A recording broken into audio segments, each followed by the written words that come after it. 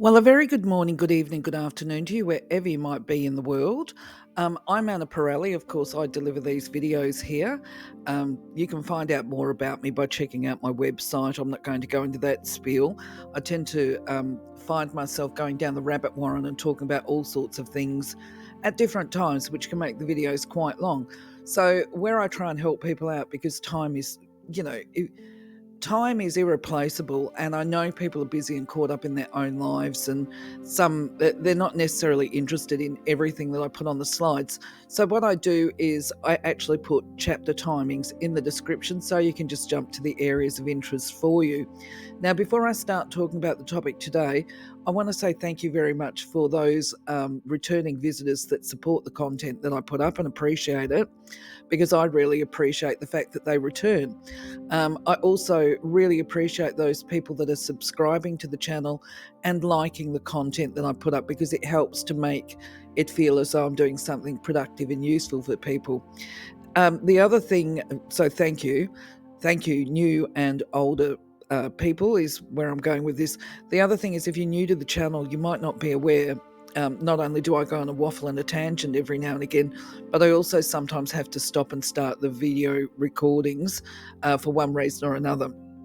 One of the primary reasons could actually be that I've got the little doggy that gets active with his squeaky toys, so I might have to sort him out. So that may, the reason I mention this is there may be inconsistency with the recordings, with the sound and that kind of stuff, because of me talking, and because I don't really know how to balance the slides. Oh, I can't even think of the word. The talking, the volume, all of that kind of stuff. I don't know how to actually do that yet. I'm not that technologically savvy. So I'm just going to apologise for it in advance and say, look, thank you very much for being part of the journey. Thank you for your patience, and thank you for your tolerance. And also, just a reminder, I invite everybody to put up their experiences and their comments about how they have used it, or what they may have heard from other people about how effective a crystal has been for them. And this is whether or not it's a Septarian stone, any crystal, any recordings, actually, any of the videos that you see on my channel. I encourage feedback. Sharing the information helps us all grow. Anyway, without further ado, let's take a look at Septarian stone. So when we talk about Septarian, it's also known as Dragonstone, and it's probably got this name Dragonstone because when you look at the formation, the angles and the patterning of it's got the cracking on it and that kind of stuff, it does look a bit like what we would imagine a dragon skin to look like. And this is what makes it different from, and quite unique compared to other crystals. Theoretically or supposedly, it's apparently got its name, or there are claims that it's got its name from an ancient legend where dragons were fossilized and preserved in rock. I mean, that quite likely is purely a marketing pitch, I guess. We all like a little bit of mystery, a little bit of uniqueness, and that sounds pretty fascinating. But the bottom line is, it probably is more likely to have got its name from the word septum, which is translated from, or it's a Latin word. Septum is a Latin word, and when you translate it into English, it actually means sevens, as in seven, the number, and that is likely to do with the patterning. You will see more as we go through it.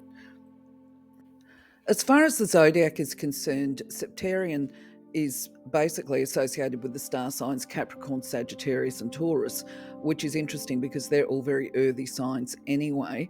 So I can actually see why people have suggested these as being beneficial to earth signs. And this is because earth signs are particularly materialistic, for want of a better word, or their self-worth is associated with materialism, and they're very good at doing emotional suppression a lot of the time. Sagittarius, on the other hand, of course, they're a fire sign, and fire signs can always benefit by using calming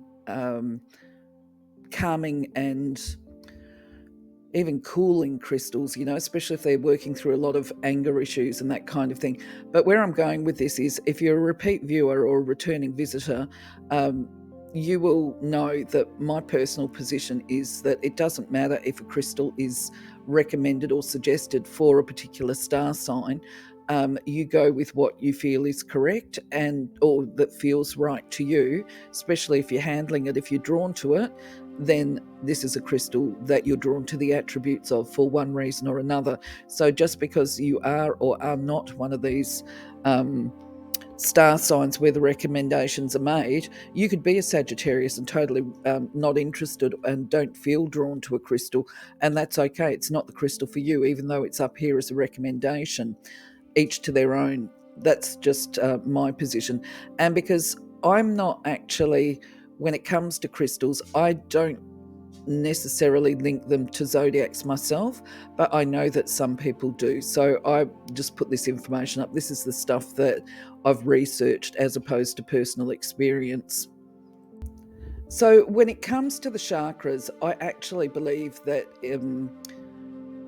Dragonstone, which is of course the other name for Septarian, is going to connect a person not only to the base chakra, but also the Earth Star chakra, which is not on this slide, but it is about 3 to 6 feet below your feet. It's kind of a very earthing, stabilizing chakra, which is why it's called the Earth Star. And it's through this particular chakra that we're able to access, the Gaia energy. Also the crown chakra. Sorry, I'm really stumbling over my words today. The crown chakra is one that helps to process understanding, the wisdom aspect, and the pituitary, or what I call the rainbow chakra, sits, I think it's about a hand span, maybe a little bit more above your head. All right, so it's above. It's not the crown chakra. It is the pituitary, the rainbow chakra. Other ones it will work with, I believe, is your solar plexus. Now, the thing is, I'll explain to you why on the next video, why I make these links, and this is just part of my own inner guidance. So before I do that, though, I want to speak specifically to the Septarian stone, the mineral component, because this influences what we buy and how we handle our crystals, how we look after them. So basically, it does come by the other name of dragonstone. It is a family, or of the family concretion carbonates, and it's not a hard crystal. You can see here it's a 3.5 to 4 on the hardness scale, which means that it is going to break fairly easily. Certainly, probably because it's got these different sections within it. As far as colours go, it's usually brown, yellow, cream, or black. What we're looking at in this image here is what is called a druzy, because it's got that little crystallization inside of it. So this is a Septarian druzy. Whether it's a druzy or not, as far as transparency goes, it is opaque because you can't see through it. You're never going to be able to see through it. It's not rare at all. It is quite commonly found. As far as I know, there's no toxicity, but I always believe in treating crystals with a bit of caution if we're looking at making water immersion type elixirs. And as far as location, it's found in places like Madagascar, Australia, New Zealand, Spain, Canada. They're just a couple of places. What else can I say about this? It is believed to have formed, so it's very old. It's a fossil. So each one is believed to have formed within the last 65 million years as a consequence of volcanic eruptions. And it's made of a bentonite clay that has the calcite crystals form within it. And it has bentonite, that outer shell, that grey bit that you're looking at. I think that part is the bentonite. Actually, I should say here, if you're new to the channel, I do not make claims of being a geologist. I research this kind of information myself, and I just share it with you because this informs my buying and care, as I said. And I'm sorry, the dog started up. Anyway, so I believe that the little brown line that we have around the greyish type colour, and the inner wall of the crystals, I think that part is dark brown aragonite. What else? I think that's probably all I can talk about with this one. From an overview perspective, it is considered to be a stone of empowerment. Other people might describe it in different reasons or in different ways. But for me, anything that connects to the earth kingdom, earth energy, is basically an empowering crystal, making decisions and choices on the physical plane as we live our daily life that are both spiritually guided or informed energetically, in practical ways to improve the quality of our life here. But it's not associated with selfishness. That's the thing. When we connect to Gaia is actually a maternal type energy, the Mother Earth, that's the mothering aspect. So it is also once you connect to Gaia and Mother Nature, that actually supports connection to the celestial realms as well. So this is why I associate Septarian with the rainbow chakra, is because that is the celestial connection. And once we've got that connection going between Mother Earth and the heavenly realms, we're talking about a conduit there between, Earth and heavens, you may as well say. Because it's centering and grounding, it's going to actually be empowering, because when we're standing in our power, we are centered and balanced. It's also believed to act anyway as a protection crystal and to shield the aura. So I'll talk about that stuff a little bit more. It is also considered to be a key to the ancestral and ancient wisdom, and other benefits include the death, dying, new beginning stuff, the ease of transition. And I've covered some of these. I'm realising as I'm recording this, I've duplicated some of the points on the different slides, but we'll go with it anyway. It's also said to be beneficial for people as far as interpreting their dreams go, and to becoming familiar with symbolism, because this is how our guides will communicate with us. Quite often we're reliant on symbolism when it comes to clairvoyance, and so it's said to be beneficial there. So when it comes to the buying tips, of course, you've got your stock standard. Better to buy in person than online. You always are able to assess the crystal and the energy and its fit for you when you're actually buying it and holding it in your hand. But if you must buy online and you're buying from a platform, sometimes you're not necessarily buying accurately. And because crystals can have multiple names, or you can have multiple varieties of a crystal, you want to make sure that you're paying for what it is that you're seeking, or paying the right price and not being ripped off. But anyway, going back to platforms, always ask, what are the dimensions? What are the weight? This is what we want to look at. We want to know the size accurately. Be aware that when you're buying and it's got a photograph of somebody holding something, they might be a very small physique with tiny little hands holding a fairly small crystal that looks huge on them. And other times it might be, your big bloke, your big man, who's got, hands like whatever, like shovels. And when they hold a crystal, the crystal's going to look smaller in their hand. And it's very difficult to assess from a photograph the size of a crystal. Quite often I've been buying crystals over recent times and looking at them and thinking that they're larger than what they are. I look at them, and if I'm wanting to buy spheres, for example, I might look at that one that we've got here that is the South African dragonstone and think that's about 7 centimetres, where realistically, in diameter I'm talking about, realistically it might actually only be 3 centimetres or 4 centimetres, so much smaller than what I was anticipating. So it's best to actually make sure you get the dimensions, the weight, look at the currency that they're selling in, establish what that converts to in your local currency.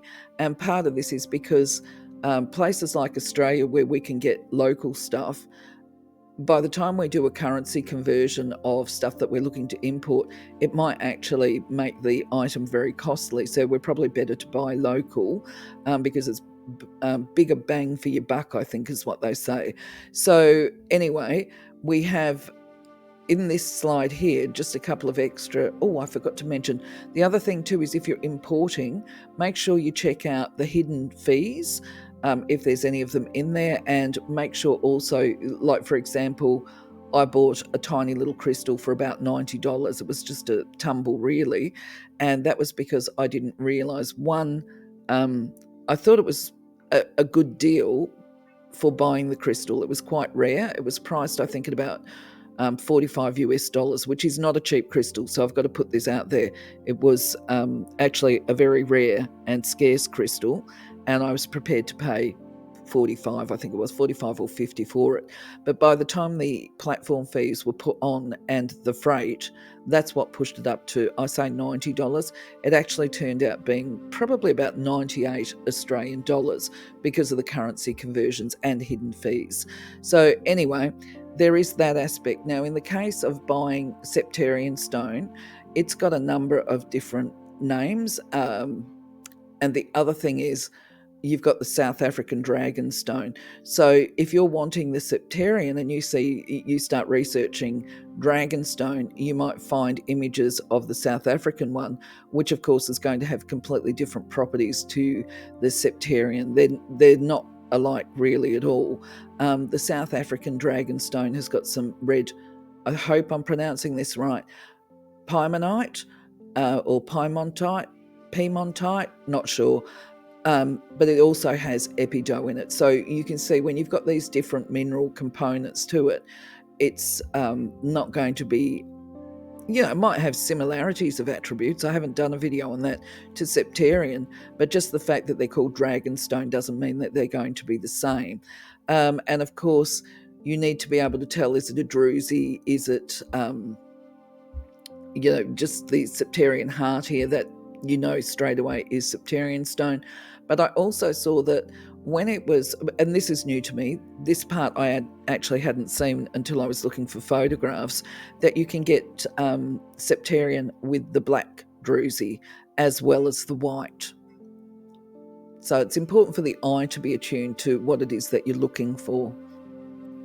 So when it comes to the spiritual benefits, it is a crystal, as I say, I believe, empowerment. It's said to balance and heal and energize the aura and the chakras. And when we talk about balancing the aura, we're talking about making sure that the layers of the aura are functioning effectively. We're talking about it being proportionate. So that's the alignment of it, to make sure your emotional, your mental body, and all of that kind of stuff that they're in balance as well. And when it comes to the chakra system, as I said before, when you've got connected to the earth energy and connecting to the higher realms, you're then actually aligning the chakras as well. So that's what's associated with there. When it comes to the psychic gifts, it certainly will activate them. Once that conduit is in place, you can actually turn them on and off. Trying to think how to explain this. Because I do readings, a lot of people assume that I am not, well, in fact, actually, to put this more in perspective, people have told me when they meet me that I'm probably one of the most grounded nut jobs out there. This is the skeptics, because I keep it real. For me, it is all real, and I don't see it hocus pocusy. To me, it is normal type stuff and normal part of life, but I turn my gifts on and off. And that is because when there's that time and place. If I'm going to work and working in an office, for example, then that's not the time for me to be opening up my psychic gifts and doing readings on the people that come into my space. I also consider that to be invasive. So I am practical when I need to be practical, or practical when I'm relaxed.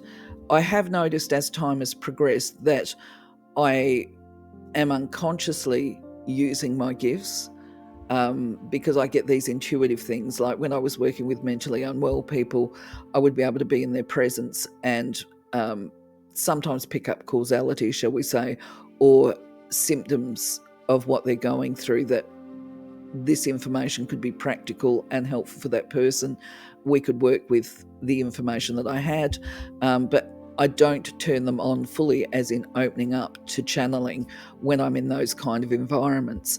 What I will do is, if I'm doing a tarot reading or a psychic consult, is I will turn them on at the appropriate time. And that is if you're going to have an appointment with me, and I'm not putting it out there to do it, not right now. Certainly I'm too sick to do it at the moment.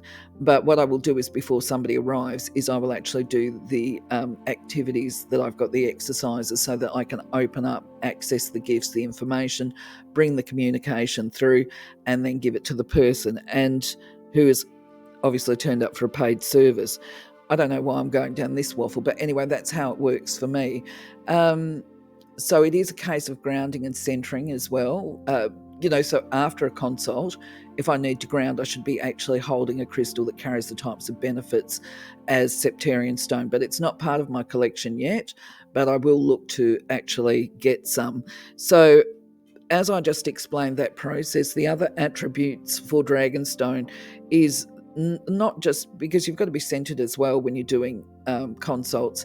There is that business of being able to access information, to channel it, to get your clairvoyance, to improve it. Some people have got it, and then it's about developing it further. What else can I say? If you haven't already activated your psychic gifts and you were desiring to, you could work with Dragonstone to actually awaken and develop those gifts, and to learn things like the interpretation of symbols, which is as we get the dream stuff happening, dream recollection, because Septarian, you can see now that I'm floating in between the terms Septarian and Dragonstone. It is actually recommended for past life recall and understanding as part of healing. Now, when it would be appropriate to actually do that accessing of past life is when you're recognizing that you've got those barriers or repeating cycles and patterns of conditions that create problems for you that you can't get past. An example, because I'll draw upon my own experience of this. I was drawn to experience where I had this unearthly fear of blood. It just was part of who I was, and I could find nothing in my life to indicate why I held this fear of blood. So I asked my guides to show me where this fear came from, and I got that it was past life. Then as I started to develop my gifts, I actually did past life meditation work and was able to see what life it was where I was exposed to the blood and where that fear came in. I mean, I've worked with it, it just was not convenient. So either way, that becomes a release of that issue because it's no longer an issue in my current life. There should be no issue for me when working with blood, which I've got to say that actually has been effective for me. I've got better working with blood and bleeding, especially if there's an accident and stuff like that. I've been able to hold it together when exposed to it, where in the past there was real risk of me actually falling over and dropping. Anyway, moving on from that, if you were wanting to recall your dreams, you would put a little piece under your pillow at night time, or beside your bed. Other things is what? Just that it will help with dream recollection and past life recollection, processing information. That's the access to the wisdom, and then healing it, learning what to hold on to, what lessons to hold on to, and what to let go of. So as far as physical and emotional attributes go, before I get into this, just a reminder and my disclaimer here that when you work with crystals for these types of healing effects, the bottom line is you don't disengage from your treating professionals because there is no evidence to support that crystals work. Obviously, I don't believe that it's been tested, but I can also say that I have seen people with conditions use crystals with no physical changes to their physical conditions. But at the same time, I've also met people where there's been absolute miracles. And then the tragedy side of that, so I'm on a waffle right now, is that I have known so many people die of cancer because they have not engaged with the treatments, which could be, I'm just checking. Okay, yeah, no, I'm good. I thought there might have been somebody at the gate. Yeah, I've seen people pass away because they haven't gone down the evidence-based pathways, which I'm not going to tell people that they should or should do anything. I just get sad sometimes that people have passed away, and sometimes there's been children involved, and you think, if they'd gone to the doctors and got treated and all the rest of it, because a lot of cancers can successfully be overcome. I guess the point I'm making is that people quite often don't have to die from cancer anymore. A lot of people survive it. And if you're not engaging with the doctor and you're not getting the recommended treatments and that kind of stuff, you're basically giving yourself some really limited options here. So crystals for physical health, just use in conjunction with whatever the doctor advises you to do. I certainly can't encourage a person to withdraw from their medical treatments or even their mental health supports. So, having said all of that, I will go into what the attributes are said to include, and that starts with addiction. A lot of people don't realize that addiction actually has physical attributes to it, and that can be an addiction to painkillers, sugar, whatever, because we have neural pathways. So while there is emotional health issues with addiction as well, there is certainly physical issues too, and this is about creating new, because apparently, I was going to give you a story based on social work and my studies. My understanding is that you can't fix the neural pathways. What you do when you're trying to heal the behaviors, where there's a underlying physical issue, such as addiction, you are working to build new and stronger pathways. And this is quite often why people who have addiction, they relapse, because that desire is in the neural pathways, and it kind of, they have to use a lot of willpower. Actually, that's where the emotional stuff comes in, to overcome this desire and to break through these patterns and to create the new pathways of resistance, shall we say, to the urge to go and use different drugs, or if it's sugar or whatever, to take sugar out of their diet. They've got to work on those neural pathways, and so that's why I consider addiction to be physical. When we talk about cancer, I believe and understand that you would use Dragonstone through the process of healing and recovery from your cancer treatments. It's said to have benefits for the optimal. So we're talking about a potent crystal healer that is said to offer health and support for the circulatory system, the digestive system, and the immune system. So we're looking at, basically, it is said to improve the function and create balance there. So if you've got immune system problems, it is said to I'm doing the it's said to enhance things like the processing and absorption of minerals and vitamins. I don't know if it's a case of, because I'm not a doctor either, but if you're low in minerals, that can actually create problems in the brain. Just by the way, there's certain minerals and vitamins, I don't have the correct terminology for this, but basically we need that to improve brain function. So Septarian would actually be good for that as well, I believe. It's said to support the health of the body organs and optimize function, offers pain relief, supports caring for yourself, taking care of yourself, and nurturing, which would be if you've got issues around lacking motivation. I had to have a cough there. Lacking the motivation to go for a walk as part of your health plan and things like that, it would potentially support that. If you've got skin conditions as well, it's said to help heal the skin conditions such as eczema and psoriasis. But hey, look, I'm actually going to do a big, if you give it a try and you find that it works, please do let me know. So because the video is getting longer, I actually won't go into a lot of these points that are here. I think that's fairly self-explanatory. If you struggle with emotional balance and that kind of thing, then you would use the Septarian as part of grounding yourself, balancing, calming and soothing these emotions, especially if they're the negative ones.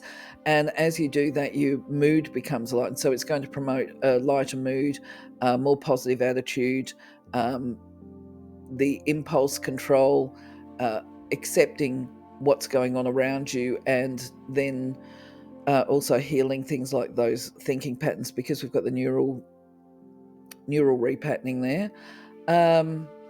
Yeah, I'll let you just go through it yourself. What I will say, though, it is definitely recommended for people public speaking. Probably I could benefit from having some at the moment, that's for sure.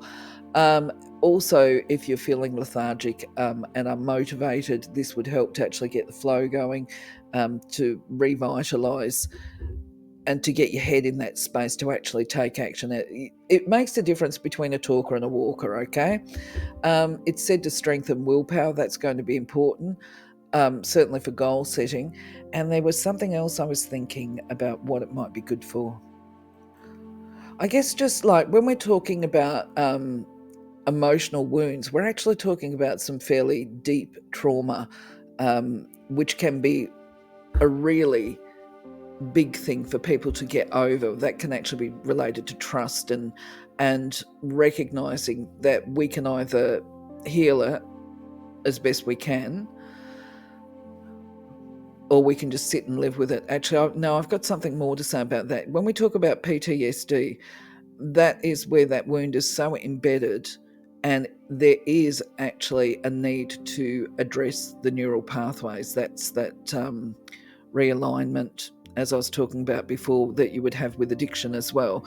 They basically become barriers to experiencing greater happiness and joy.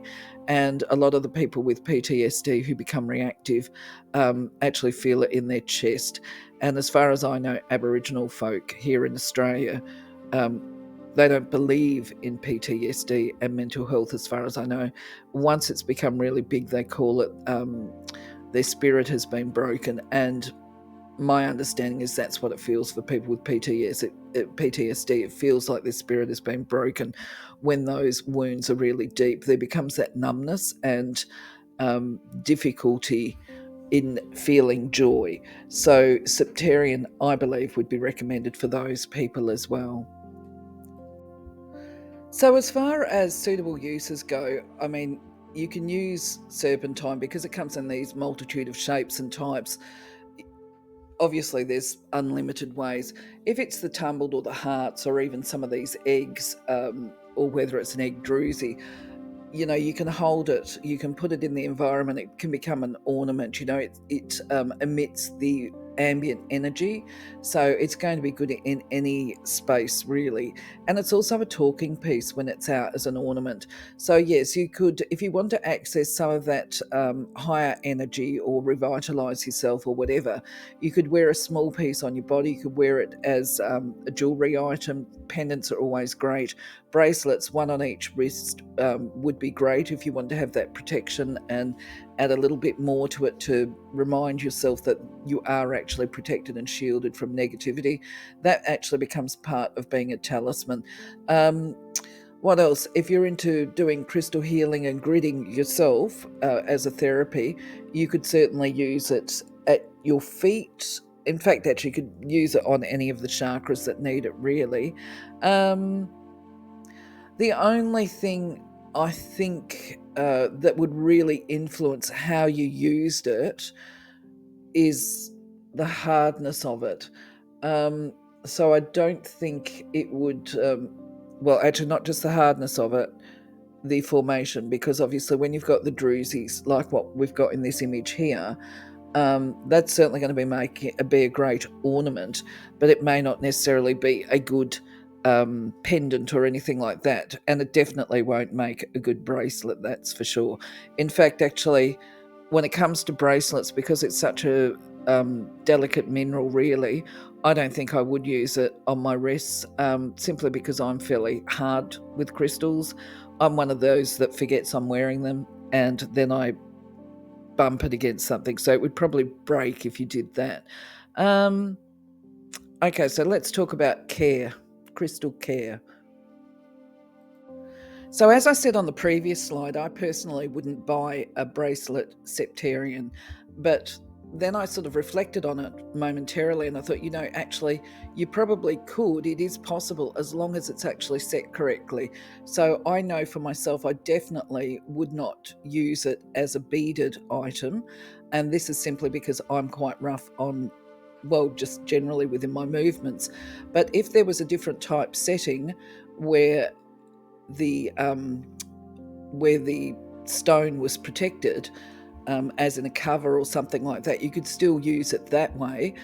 Same with pendants. I think for me, somebody like me who's a bit rough with the bracelets would do better with a crystal pendant on a necklace or a piece of leather, because that is about caring for your crystals and using the crystal in the right way. The other thing is too, that will influence the way you use your crystals, is whether or not you can actually protect it. So things that have got a bit of druzy on them, they're not necessarily going to make good jewelry items, but I have seen settings for pendants where you can wear a bit of druzy. Druzy, of course, being the white center and the, like the geo type one, which also can be black. So that's going to influence how you use and wear your crystals. And then, of course, it's going to influence how we care for it, full stop. Like, let's say it's set correctly if we're wearing it. Then you want to be able to clean it from time to time, because especially if it's in a metal setting, there's going to be a risk of the metal going black or getting grease, and sounds a bit disgusting. Anybody that's ever worn a silver pendant or something like that is going to know that we get body grease mixed in, or just even dirt. If you've been perspiring and you're wearing your jewelry, then you've got to clean it fairly regularly. And I think with Dragonstone, that you could do if it's set, you could do that, use a mild cleaner to wash it if it needs to be washed, and a soft toothbrush. You wouldn't expose it to the harsh chemicals. I don't think you would expose any of these things to harsh chemicals. That's the first thing. Also, when it comes to cleaning them or where you place them, certainly in Australia, we wouldn't be putting it on windowsills. That might actually damage it. It might fade the colourful parts of the Septarian. What else would we consider? Exposure to water, how you do your clearing and cleansing, that's going to influence it as well. When you've got the druzies, though, this is the ones that I have found quite challenging to do, as far as cleaning them, because dust, if they're not behind a glass case or covered when not in use, they can get a bit of a dust buildup. And this is something that I haven't actually spoken about, I think, on any of the previous slides, that the way you can get rid of that is basically with one of those air cans, using an air cleaner and just gently blowing the dust off. I think putting in water would be a last resort, and you wouldn't leave it sitting in water, because it could become more fragile and easier to split and break and that kind of thing. So where possible, perhaps wipe with a damp cloth if there's any greasy marks from holding the spheres or the druzies for meditation. You could do a little bit of a wipe off with it, with that damp cloth, and then dry it off, because you don't want it to get full of water. So then it comes to clearing and charging, and I've got the video links in there. The videos are on the playlist on how to care for your crystals, and it would basically be the same that you would do. You just adapt your cleansing style, as in energetic cleansing, to what you feel drawn to do. As most people will know, for somebody like me who's got a passion for selenite, I might put it in a bowl, a selenite bowl. I might rest it on selenite. You've got to remember that it is a very soft crystal, being 3.5 to 4. And if I recall correctly, selenite's about a grade 6, so it's harder. And if it's a raw piece of selenite, then you might want to put a cloth between your selenite log, I call them logs, and the actual stone that you're trying to energetically charge, because you don't want to create scratches on on your beautiful dragon stone. But otherwise you can do it. You get polished selenite rulers. I probably would be inclined to rest my dragon stone on that, but of course I'm interested to hear other people's thoughts, and I've forgotten to invite along the way, if you've got thoughts or comments to make about any of the content that I've provided today, do feel free to write in the description, down in the comment section, so that other people can see and learn from you as well. I'll let you check out those videos on how to do the recharging and energizing though. So if you're new to the channel, you won't know that the reason I've got this up is basically it's an oracle message. I like to think, or it conveys message. All crystals carry meaning and attributes, but they also can send a message through to people. And so when I deliver my services, I actually have a crystal bowl. I call it the lucky dip. And once I've provided my service, I usually close out a little extra, which is put your hand in the lucky dip and see which one you're drawn to. And if I did have tumbled in there of dragonstone and they were to pull it out, my gut instinct tells me that the message is saying, look, it's time to ground yourself and get a balance in your life. You've got to do more talking more walking as opposed to the talking, because change starts within us, and they don't happen unless we actually do something. We can entertain thinking about what we might do, but the doing is the key factor. So I would see this as encouraging you to step up, embrace your power, and do that by centering and grounding and connecting with the Gaia earth energy, and being outside and meditating outside in the garden, certainly in spring and that kind of thing, helps to raise appreciation, supports that energy of gratitude, which is a really important part of manifesting, whether it's any form of change, because it acts as a magnet. When we're grateful, truly grateful, and not faking it, then it becomes magnetically attract more things to be grateful for. What was I going to say about that? Might come back to me as I go through. Oh yes, with the gratitude factor. Okay, so the point is we do have to start somewhere, and when we're trying to change our thinking patterns, that can also include being more grateful. And part of the effort to that is, even if you don't actually feel terribly grateful, you're making an effort when you're outdoors. It becomes more apparent to see the miracle of life when you're outdoors in the garden. And so it's a matter of catching a moment of appreciation, which could be seeing, well, in fact, actually, I had an instance just earlier today where I had a bit of a laugh, actually. My cat was lying out there and a crow was behind the wall. So the cat's tormenting the dog and the crow's tormenting the cat, and then you go outside and you sort of think, oh, that's a bit cheeky, and then you start to notice the surroundings. Oh, the crow was hiding behind this bush, all of those kind of things. So it brings greater joy, and it helps to calm down the anxiety disorders. Now, just a bit of information too is the way I interpret the crystals on the day is going to be contextual to the person. It's going to relate to what is happening with them, because if you've got, say, skin disorders or whatever, you could use it for healing. If I can see somebody's got a skin disorder, or if I get prompted to mention it, it would still basically be the same thing. Work out what the underlying cause is, center and ground yourself, develop those connections, bring that conduit in, and then work to release those things that don't support your higher, your perfect self, your best self, your vision of who you want to be and how you want to walk your path.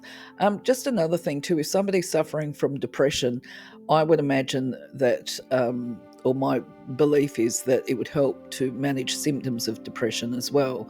So yeah, I don't know how to add any more to that. That's about all I can add. But I mean, if you've used it, what did you use it for, and did you find that it made a difference? Now, having said that, I'd like to say I think that's about all I can share with you today. I can't think of anything else to share with you. So what I'm going to do is just say, look, thank you very much for being part of my journey. If you learned anything that you found to be helpful, please do give us a like. If you like what you're seeing, and consider subscribing. I would certainly appreciate that as well. And I would most importantly appreciate if you actually engaged with me, talk to me through your words. That would be wonderful. For now, though, I'm going to say, have a blessed day. Take care. Catch you on the next video, and bye-bye for now.